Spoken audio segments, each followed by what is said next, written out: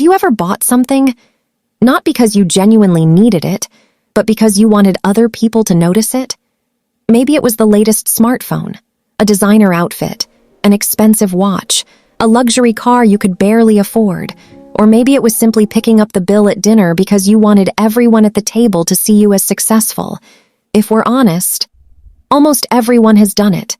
And that's exactly what makes it so dangerous. Because most people believe they're buying a product, but they're not. They're buying a feeling. The feeling of being admired, accepted, respected, important. Now imagine two friends, David and Samuel. They both earn exactly the same salary. They work similar jobs. They live in the same city. And they both dream of becoming financially free. From the outside, they seem almost identical. But they have one very different habit. Whenever David gets paid, he immediately starts thinking about what he can buy. New trainers, designer clothes, the latest phone, a luxury holiday, anything that makes him look like he's doing well in life. Samuel also enjoys nice things, but before spending money, he asks himself one simple question. Will anyone remember this purchase a year from now?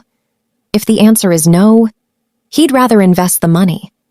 At first, David appears to be winning. His social media looks incredible. People compliment his clothes. Friends admire his new gadgets. He looks successful. Meanwhile, Samuel drives an older car, uses his phone for a few more years, avoids unnecessary upgrades. From the outside, he doesn't look wealthy at all. But here's what most people never realize. The things we buy to impress other people rarely impress them for very long. That excitement lasts a few minutes, maybe a few days, then everyone moves on, and suddenly, you're left with the monthly payments, while everyone else has already forgotten what you bought. That's because most people aren't actually buying status. They're buying approval. Psychologists call this social comparison. It's our natural tendency to measure ourselves against the people around us. When someone buys a bigger house, we start questioning ours. When a friend gets a new car, our perfectly good car suddenly feels old.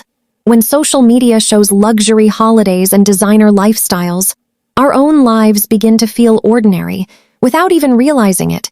We begin spending money to compete in a game that never truly ends. Before we continue, I want to say a huge thank you to everyone who has already subscribed to Kudi Wealth Creation. Your support means more than you know, and I'm grateful to have you on this journey. And if you're new here, welcome. If you're passionate about understanding the psychology of money, behavioral economics, and the hidden habits that quietly shape your financial future, make sure you subscribe to Kudi Wealth Creation. We explore why people spend, save, invest, and build wealth the way they do, helping you make smarter financial decisions that can transform your future. And I encourage you to watch this video all the way to the end because you're about to discover why the desire to impress other people quietly destroys wealth and, more importantly, how you can break free from it. Because here's the truth. The biggest reason people stay broke isn't because they love expensive things. It's because they desperately want something far more valuable. So why do we spend so much money trying to impress people? The answer isn't because we're greedy, or irresponsible, or naturally bad with money. The answer is much deeper than that. Your brain has been wired for thousands of years to seek one thing above almost everything else: acceptance. Long before money existed, humans survived by belonging to a tribe. If your tribe accepted you, you were protected. You shared food. You had a better chance of surviving. But if you were rejected, your chances of survival dropped dramatically. That ancient survival instinct still lives inside your brain today, only now. Instead of worrying about being accepted by a tribe, we worry about being accepted by society, and that's where the spending begins. Psychologists call this social comparison theory. Without even realizing it, your brain constantly compares your life with the people around you. A colleague arrives at work in a brand new car. A friend posts photos from an expensive holiday. Someone you went to school with buys their first luxury home. Suddenly, the life you were perfectly happy with yesterday doesn't feel quite good enough today. Nothing in your life has actually changed, but your perception has. And companies understand this incredibly well. That's why luxury brands rarely advertise features. They advertise status. They don't sell watches. They sell success. They don't sell handbags. They sell importance. They don't sell cars. They sell admiration. This is called status signaling. People often buy expensive things not because those things make life dramatically better, but because they send a message. Look at me. I've made it. I'm successful. The moment you make that purchase, your brain rewards you. It releases dopamine. That rush of excitement feels amazing. You imagine people noticing, complimenting you, admiring your success. For a brief moment, you feel more confident, more important, more accepted. But then something fascinating happens. A few weeks later, the excitement disappears. The compliments stop. Your expensive purchase simply becomes part of everyday life. Psychologists call this the hedonic treadmill. Humans adapt incredibly quickly to new possessions. What once felt extraordinary soon feels completely ordinary. So your brain starts searching for another upgrade, another luxury purchase, another reason to feel that same excitement again. And the cycle quietly repeats itself. Then social media pours fuel onto the fire. Every day you're shown carefully selected highlights of other people's lives. Luxury holidays, designer clothes, expensive restaurants, new houses, new cars. Your brain doesn't compare your real life to their real life. It compares your ordinary Tuesday to their best moments. That's called fear of missing out, or FOMO. It whispers, everyone else is moving forward. You're falling behind. You deserve this too. And before long, a purchase that had nothing to do with need suddenly feels urgent. Now let's go back to David and Samuel. 5 years have passed, as David has upgraded almost everything. 3 new smartphones, a luxury car on finance, designer trainers, weekend getaways, the latest gadgets. Every promotion came with a bigger lifestyle. As his income grew, so did his spending. This is called lifestyle inflation. The more he earned, the more he felt he needed to spend to maintain the image of success. Samuel received the same promotions, but every salary increase gave him a different idea. Instead of upgrading everything, he upgraded his investments. He increased his emergency fund. He bought assets before liabilities. He understood something David didn't. Your income doesn't determine your wealth. Your decisions do. By the 10th year, the difference was impossible to ignore. David looked wealthy. Samuel had quietly become wealthy. David had impressive possessions, but constant financial pressure. Samuel had financial freedom because he stopped trying to prove his success to people who weren't paying his bills. And here's one final idea that changes everything. Every pound, every dollar, every euro you spend trying to impress someone has another job it could have been doing. It could have been growing inside an investment, building an emergency fund, helping you buy a home, starting a business, buying back your freedom. That's called opportunity cost. The true price of impressing people isn't just what leaves your wallet today. It's everything that money could have become tomorrow. Because here's the reality. The people you were trying to impress probably stopped thinking about your purchase the next day. But your bank account remembered it for years.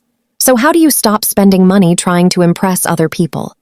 The answer isn't giving up everything you enjoy. It isn't pretending money doesn't matter. And it certainly isn't isolating yourself from the world. The real solution is much simpler. You have to change the question you ask yourself before every purchase. The next time you're about to spend money, pause, just for a moment, and ask yourself one powerful question. Who am I buying this for? Am I buying this because it genuinely improves my life, or because I hope someone else will notice? That single question can completely change the way you spend money, because there's a huge difference between buying for utility and buying for validation. Buying for utility solves a problem. Buying for validation tries to solve an insecurity. One builds your future, the other quietly drains it. Here's another habit that can save you thousands over your lifetime. It's called the 24-hour rule. Before buying anything that isn't essential, wait 24 hours. Not because the purchase is necessarily wrong, but because emotions fade with time. Today, those designer trainers feel impossible to resist. Tomorrow, they often don't seem nearly as important. The product hasn't changed, your emotions have. That's exactly why wealthy people rarely make important financial decisions in moments of excitement. They slow themselves down. Then they ask a completely different question. Most people ask, will people admire this? Wealthy people ask, will this improve my future? Those are two completely different ways of thinking. One is focused on appearances, the other is focused on freedom. Over time, that difference changes everything. Because confidence doesn't come from wearing expensive brands. It doesn't come from driving the newest car.